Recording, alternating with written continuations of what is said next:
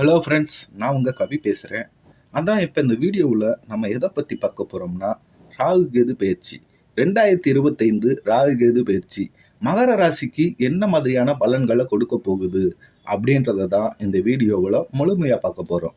இந்த வீடியோ மகர ராசியில் பிறந்தவங்களுக்கும் சரி, மகர லக்னத்தில் பிறந்தவங்களுக்கும் சரி ஒத்துப்போகும். மகரத்தை பொறுத்த வரைக்கும் இது என்ன ராகுனா தன ராகு. தனஸ்தானமாகிய 2ஆம் வீட்டில் ராகு பகவான் இருக்கார். தனஸ்தானத்தில் ராகு பகவான் வர்றதால என்ன மாதிரியான பலன்களை தரப்போறார், மோசமான பலன்களை கொடுப்பாரா அப்படின்னா பயப்படவே வேணாம். தனத்தை அதிகமாக கொடுப்பார். ஏண்டா ராகு போகக்காரகன். ராகு எந்த வீட்டில் இருக்கோ அந்த வீட்டுக்கு அதிகமாக போகத்தை கொடுக்கக்கூடியவர். இப்போ ராகு அடுத்த 1.5 வருஷத்துக்கு தனஸ்தானத்தில் இருப்பார். இதில் இன்னொரு முக்கியமான விஷயம் என்னன்னு பார்த்தீங்கன்னா, ராகு வெறும் தனஸ்தானத்தில் இருக்கிறது மட்டும் விஷயம் இல்லை.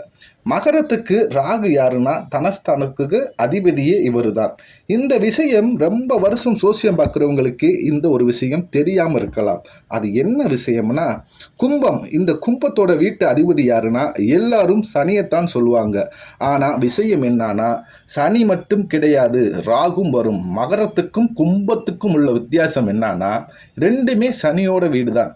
ஆனால் கும்பத்துக்கு 50% சனியும் 50% ராகுவும் அந்த வீட்டோட அதிபதி என்று சொல்லலாம். ஆனால் மகரத்துக்கு 100% முழுசா இந்த வீட்டோட அதிபதி யாருன்னு பார்த்தீங்கன்னா சனியாக தான் இருக்கும். இதுதான் மகரத்துக்கும் கும்பத்துக்கும் உள்ள வித்தியாசம். அப்போ கும்பத்தோட அதிபதியே ராகு தான். அவர் 1.5 வருஷம் அங்கே தான் இருப்பார், தன்னோட வீட்டிலேயே. அந்த மகரத்தை பொறுத்த வரைக்கும் தனஸ்தான அதிபதி தனஸ்தானத்திலே இருக்கிறதுனால என்னன்னு பார்த்தீங்கன்னா, தனக்காரகன் தனஸ்தானத்திலே இருக்கிறதுனால என்ன பலனை கொடுப்பாரு, அதே மாதிரி தான் தனஸ்தானத்தை அதிபதி அடுத்த 1.5 வருஷம் மகரத்துக்கு 2ஆம் வீட்டில் இருக்கிறதுனால தனத்தை அதிகப்படியாக கொடுத்துக்கிட்டே இருப்பார். அதாவது பார்த்தீங்கன்னா, நீங்கள் அடுத்த 1.5 வருஷத்துக்கு அதிக பொட்டி வாங்க வேண்டியதாக இருக்கும். நிறைய பொட்டி எதுக்குன்னு பார்த்தீங்கன்னா, வரக்கூடிய பணத்தை அடுக்கி வைப்பதற்கு. பொட்டி மட்டும் இல்லை, பொட்டியை வைக்கிறதுக்கு நீங்கள் தனியாக ஒரு வீடே வாடகைக்கு எடுக்க வேண்டியதாக இருக்கும். அந்த மாதிரி பொட்டி அதிகமாக சேரும். காரணம் என்ன அப்படின்னா, ராகு தனஸ்தானத்திலிருந்து அபரிவிதமான தனத்தை கொடுத்தாலும் அது ரொம்பவே இந்த பிளாக் மணியாகத்தான் இருக்கிறதுக்கு வாய்ப்பு இருக்குது. அதாவது கணக்கில் வராத பணம் அதெல்லாம் நேரடியாக போய் பேங்கில் போட முடியாது. அதனால் நிறைய பொட்டி வாங்கி வைக்கிறதுக்கு அதிக வாய்ப்பு இருக்குது. மகரத்தை பொறுத்த வரைக்கும் இந்த ராகு பகவான் கொடுக்கக்கூடிய பணத்தை உட்கார்ந்து எண்ணுறதற்கு ஆள் வேணும். அதுக்கே வேலைக்கு ஆள் வைக்கிற மாதிரி இருக்கும். இந்த மாதிரி மிக பெரும் தனத்தை செல்வ செழிப்பை அதிகரிக்கும். இந்த மாதிரி அதிகமாக பணம் வரப்ப குடும்பத்தில் கொஞ்சம் குளறுபடி வர வாய்ப்பு உள்ளது. ஏன்னா எந்த ஒரு விஷயமாக இருந்தாலும் சரி, கம்மியாக இருந்தாலும் பிரச்சனை, அதிகமாக இருந்தாலும் பிரச்சனை. வீட்டில் பணமே இல்லைனாலும் குடும்ப செலவுக்கு, குடும்பம் நடத்துவதற்கு கடினம்.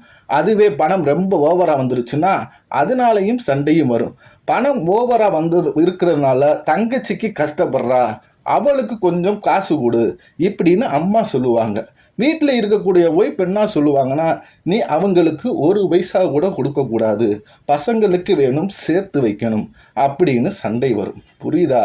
பணம் இருக்கிறதுக்கு இல்லாமல் இருந்தாலே போதுமே, இதுக்கு முன்னாடி நிம்மதியாக இருந்தேன், பணம் வந்ததில் இவ்வளவு சண்டை வருதே அப்படின்ற மாதிரி நினைப்போம்.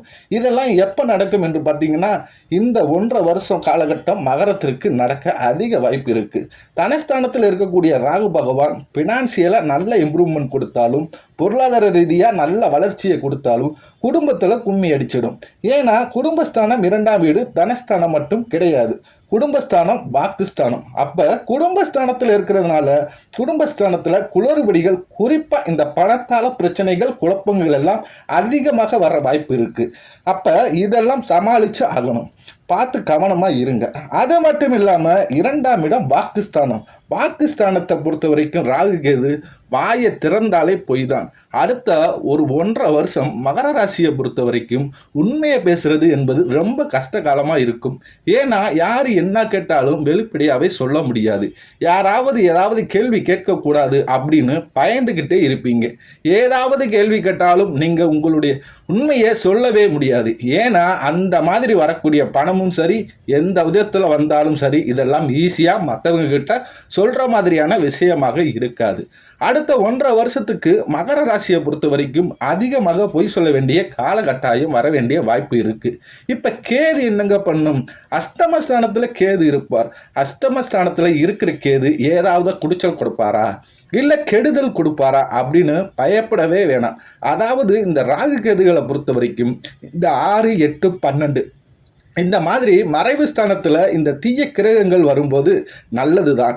இப்போ கேது அஷ்டமஸ்தானத்தில் வர்றது நல்லது தான். இப்போ அஷ்டமம்னா என்ன? நமக்கு தெரியாத ஒளிந்து இருக்கக்கூடியது. இப்போ அங்கே கேது போயிட்டா இவ்வளவு நாள் ஏதோ உடம்புக்கு சரியில்லை, டாக்டரை போய் பார்த்துருப்பீங்க, எல்லா வைத்தியமும் பார்த்தாச்சு, டாக்டரே கண்டுபிடிக்க முடியல, டாக்டரே புலம்புகிட்டு இருக்காங்க. அந்த மாதிரி சூழ்நிலை எல்லாம் சரியாகும். உடம்புல உள்ள பிரச்சனைகளை கண்டுபிடிச்சு உடம்பை சரி செய்ய வாய்ப்பு உள்ளது. அஷ்டமஸ்தானம் இந்த 8ஆம் வீடு மனைவி மூலமாக அல்லது மனைவி ஃபேமிலி மூலமாக வரக்கூடிய ப்ராப்பர்ட்டி வர வேண்டியது இருந்தால் ஒய்ஃபுக்கு ஏதாவது கொடுக்குறாங்க அப்படின்னா அந்த மாதிரி விஷயங்கள் எல்லாம் நடக்கிறதுக்கு வாய்ப்பு இருக்கு. இப்போ அஷ்டமத்தில் இருக்கிற கேது பகவான் இந்த மாதிரி விஷயம் எல்லாம் இந்த 1.5 வருஷத்துக்கு கேது பகவான் மகர ராசிக்கு இந்த ராகு கேது பயிற்சி இந்த மாதிரியான பலன்களைத்தான் கொடுக்க போகுது. Thank you friends.